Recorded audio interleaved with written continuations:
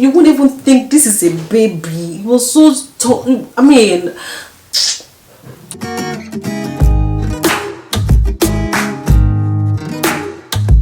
hi guys, welcome back to my channel. How are you guys doing today? I love story time videos, guys. And this video I'm so reluctant to make because I've been thinking that is it still relevant? Do I still need to tell the story? Do I still need to tell you guys? Because this happened in 2013 with my first child. So I was like, do I need to talk about it?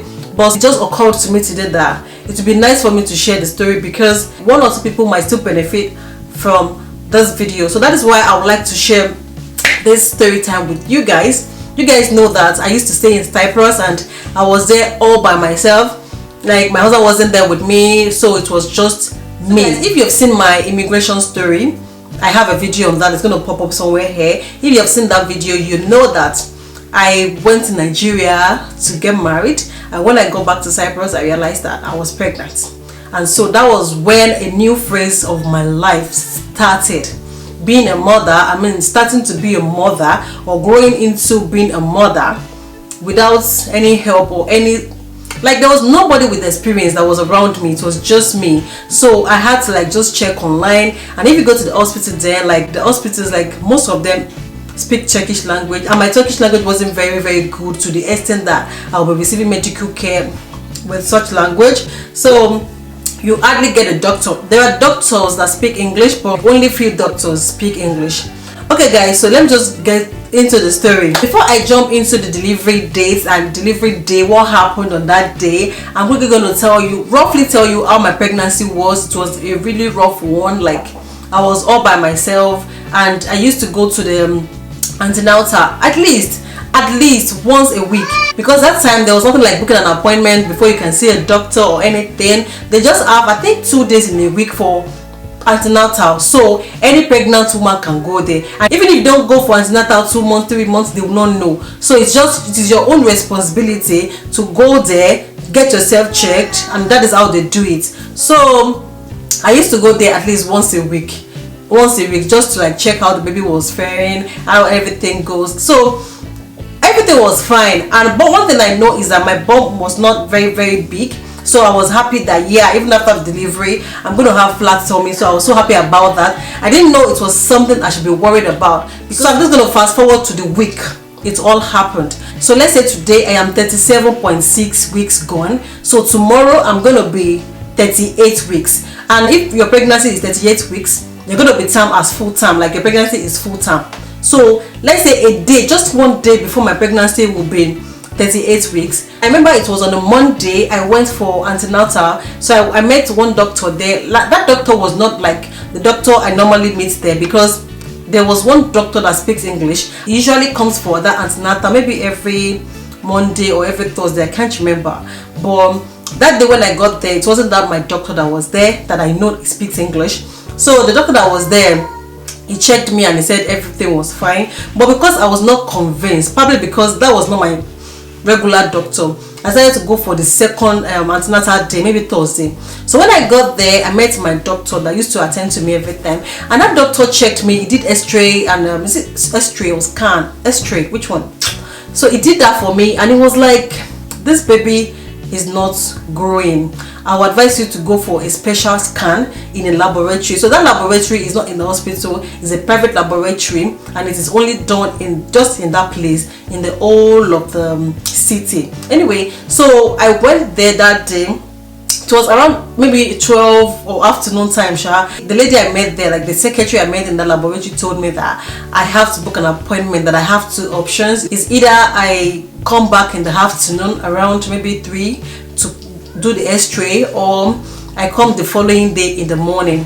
So I was like, I think I'll just go the following day because I'm tired already, and I have to walk home, 25 minutes walk from that laboratory to my house, and then if I have to come back, another 25 minutes walk. There's no possibility of me using the bus because the laboratory is very far from bus stop, and my house is also very far from bus stop, so I have to walk all the way. So I was like, I think I'll come tomorrow. So I now called my husband that this is what happened when I went for the normal antenatal that I've been going to. He said I should do the scan, blah blah blah. So my husband pleaded. He just was sweet talking me like, I know you are tired, I know you've been this, I know you've been doing that, you are doing this, I know, just try. I said, okay, after the sweet talk, I said, okay, let me just go back and do this x-ray today.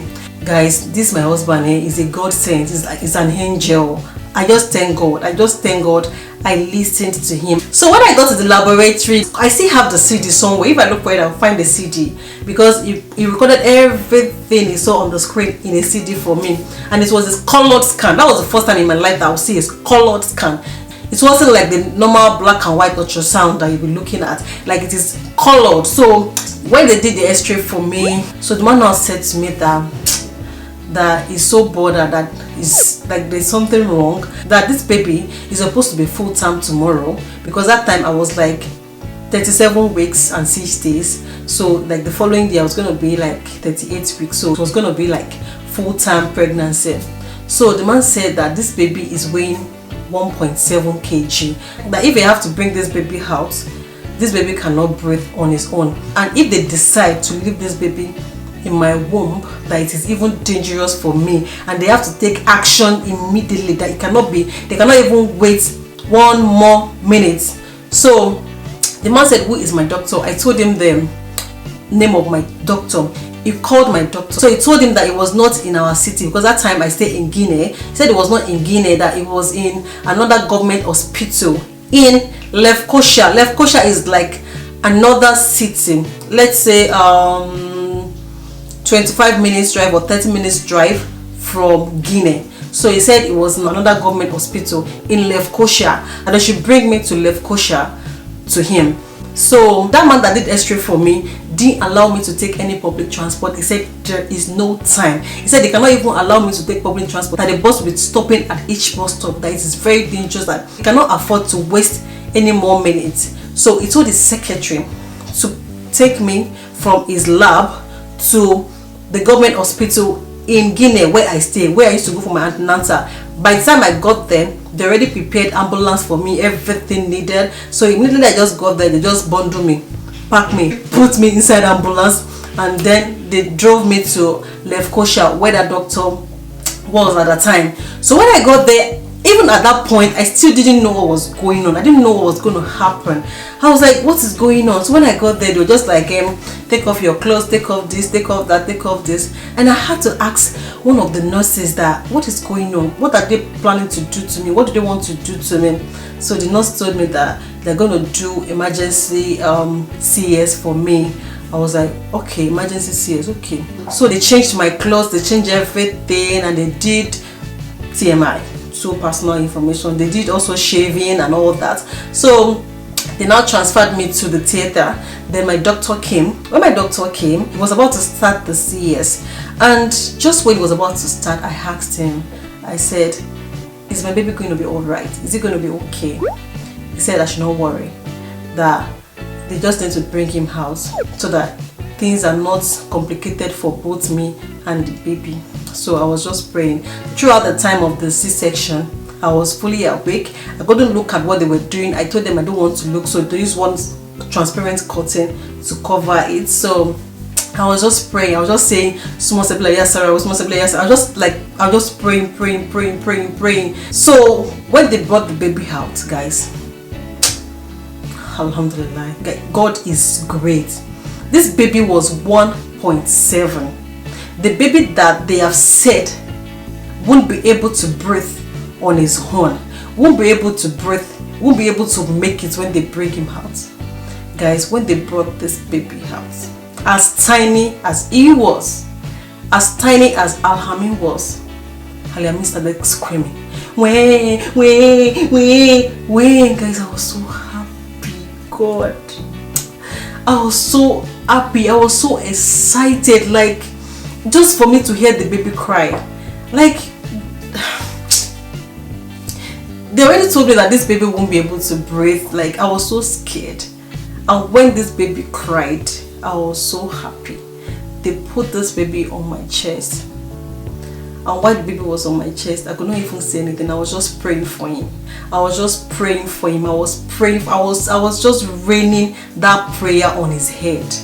and then after a while they came. They said they have to take him to the, what's it called, like where they take care of kids, like they have to take him to where kids have been taken care of. So they took him there, and I was all alone in my ward. They transferred me to the ward, and I was all alone in my ward where my friends started coming to visit and all that. My friends were there for me. They helped me through, and my baby was not there. I was like, can I see my baby? Can I see my baby? They said you cannot enter that place because that place is very, very sensitive. They need to make sure that they keep bacteria away from that place. They can't allow anybody to come inside. I was like, I want to see my baby. At some point I was like, is it that something has happened and they didn't want to tell me?